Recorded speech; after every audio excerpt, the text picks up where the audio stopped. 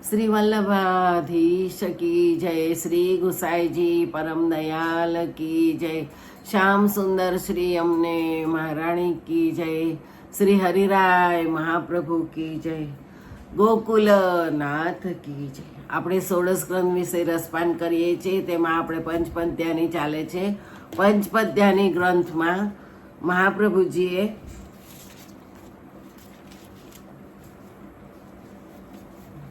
પંચપદ્યાની 13મો ગ્રંથ છે અને જલભેદ એ 12મો છે. આ બંને ગ્રંથો મહાપ્રભુજીએ ક્યારે અને કોના માટે લખ્યા તેની કોઈ વિગતો મળતી નથી. ષોડશ ગ્રંથોમાં 11મો ગ્રંથ ભક્તિવર્ધિની છે. ભક્તિવર્ધિની ગ્રંથમાં ભક્તિના પ્રભુદત્ત બીજ ભાવને વધારવા માટે મહાપ્રભુજીએ કથા, શ્રવણ અને કીર્તનનું સાધન બતાવી છે. વૈષ્ણવોએ તેમની અનુકૂળતા પ્રમાણે અવ્યાવૃત કે વ્યાવૃત બનીને વૈષ્ણવી જીવન જીવવાનો માર્ગ બતાવે છે.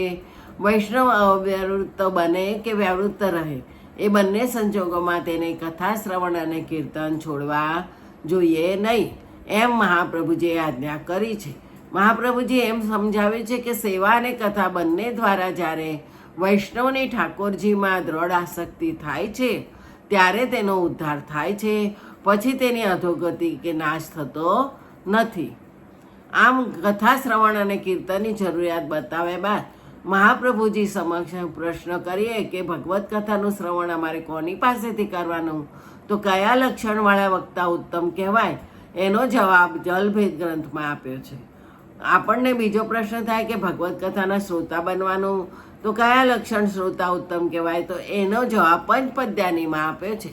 પંચપદ્યાનીમાં કેટલા પ્રકારના શ્રોતા છે એ સમજાવે છે. ઉત્તમ છે, મધ્યમ છે, હીન છે, એવી રીતે. અને આ વક્તાઓના મનોભાવની સરખામણી જલના 19 પ્રકારોનું જે જલભેદમાં બતાવ્યું છે તેમ પંચપદ્યાનીના ગ્રંથમાં 5 શ્લોકો છે અને 4 શ્લોકો વાળો ગ્રંથ ચતુશ્લોકી કહેવાયો.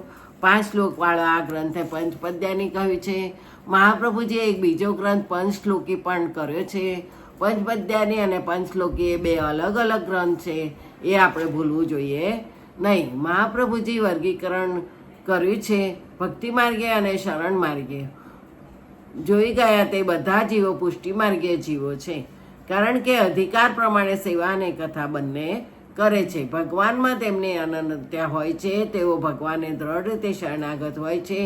તેથી શાસ્ત્રોમાં બતાવેલ દેશ, કાલ, દ્રવ્ય, કર્મ અને મંત્ર આ કર્તાના 6 સાધનોમાં તેમની આસક્તિ અને અભિમાન હોતા નથી. તેમની જ્ઞાન દ્રષ્ટિ બાહ્ય છે, એટલે તેમનામાં ભગવત આસક્તિ ઓછી છે. પરિણામે ભગવાન સિવાયના પદાર્થોમાં પણ તેમની સ્ફૂર્તિ રહે છે. તેઓ ભગવાનનું અનન્ય મન રાખીને કથા શ્રવણ કરે છે. આ પ્રમાણે શ્રોતાઓના વર્ણન જોયા પછી કયા પ્રકારમાં બંધ બેસતા આપણે આવીએ છીએ એનો વિચાર કરવો જોઈએ. તે લક્ષણોને પ્રયત્નોથી ખીલવવા જોઈએ અને તે દ્વારા ભગવત કથા શ્રવણમાં તત્પર થવું જોઈએ. તેમ કરવાથી આપણામાં રોપાયેલો ભક્તિનું બીજ પાંગરે છે. હવે આવે 5મો શ્લોક. અનન્ય મનસો મર્ત્યા ઉત્તમા શ્રવણ આદિશુ દેશ કાલ દ્રવ્ય કરતું મંત્ર કર્મ પ્રકારત. મર્ત્યા એટલે એ વિશેષણ મરણ ધર્મવાળા માણસના અર્થમાં વપરાય છે.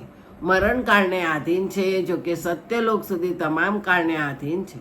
પણ ભૂલોકમાં રહેનારને જેમ થોડી થોડી મુદતમાં જન્મ મરણ થાય છે, તેમ ઉપરના લોકને દેવલોકનું થતું નથી. જેથી સ્વર્ગાદિકમાં રહેનાર આ લોકમાં અમર કહેવાય છે, પણ વાસ્તવિક રીતે સત્યલોક સુધીમાં રહેનાર પણ અમર નથી. અક્ષર પ્રાપ્તિ પુરુષોત્તમના રહેવાના ધામમાં થવાથી જ અમર થવાય છે. માટે 14 લોકે કાળને આધીન છે. અક્ષર પ્રાપ્તિ થયા બાદ કાળનું અધીનપણું મટી જાય છે, પરંતુ અક્ષરાતીત પુરુષોત્તમની પ્રાપ્તિથી જે અગણિતાનંદની પ્રાપ્તિ થાય છે તેવો લાભ અક્ષર પ્રાપ્તિથી મળતો નથી. એટલે ગણિતાનંદનો લાભ મળે છે. આ 5મા શ્લોકમાં શ્રોતાનો વર્ણવેલો અધિકાર કાળની સત્તા નીચે રહેલા માણસોનો છે. મતલબ કે તેઓ અનન્ય ભાવવાળા છતાં દેશકાલાદી સાધન બળથી અનન્ય થવાથી મર્યાદામાં તેમની સ્થિતિ છે. પહેલા શ્લોકમાં બતાવેલ મુખ્ય શ્રોતાની સ્થિતિ એથી પણ વધારે ઉત્તમ છે. તેઓ પ્રભુ કૃપાથી અનન્ય ભાવવાળા થવાથી તેમના પર કાળની સત્તા નથી, પણ ફક્ત પુરુષોત્તમની જ સત્તા છે. માટે પહેલા શ્લોકમાં બતાવેલ પુષ્ટિ શ્રોતાના લક્ષણ છે, બીજા શ્લોકમાં મધ્યમ શ્રોતા અને ત્રીજા અને ચોથા શ્લોકમાં હીન શ્રોતાઓનું વર્ણન છે. અર્થમાં નિષ્ઠા તથા અન્ય આસક્તિ છે. હીન અધિકારી અન્યાસક્ત છતાં તેમને પ્રભુ સિવાય બીજા દેવદેવીઓનો આશ્રય હોતો નથી, અન્યાશ્રય દોષથી રહિત હોય છે. આ ગ્રંથથી સમજવાનું છે કે શ્રોતા તરીકેની મર્યાદાહીન અધિકારીમાં ગણતરી થવા માટે પણ અન્યાશ્રયથી રહિત તો થવું જ જોઈએ. જ્યાં મર્યાદામાં હીન અધિકારી તરીકે પણ શ્રોતા તરીકે ગણાઈ શકવા જેટલું અન્યાશ્રય રહિતપણું ન હોય ત્યાં ઉત્તમ પુષ્ટિપણું પ્રાપ્ત થવાની બાબત તો કેટલી દૂર છે તે વાંચનારના લક્ષમાં સહજ રીતે ઉતરે તેવું છે. અન્યાશ્રય એટલે લૌકિકમાં એક સ્ત્રીની પોતાના પતિની સેવામાં અથવા આજ્ઞા પાળવામાં જેટલી ન્યૂનતા થાય તે સર્વને અન્યાશ્રય જાણવો. આવી રીતે પંચપદ્યાની આજે પૂરો થયો છે. આવતીકાલે સંન્યાસ નિર્ણય જોઈશું. સંન્યાસ નિર્ણય એ નરહરી સંન્યાસી માટે લખવામાં આવે છે અને નરહરી સંન્યાસીને જ્ઞાન ન હતું. મહાપ્રભુજીએ આ સંન્યાસ નિર્ણય ગ્રંથ દ્વારા એમને જ્ઞાન આપ્યું છે.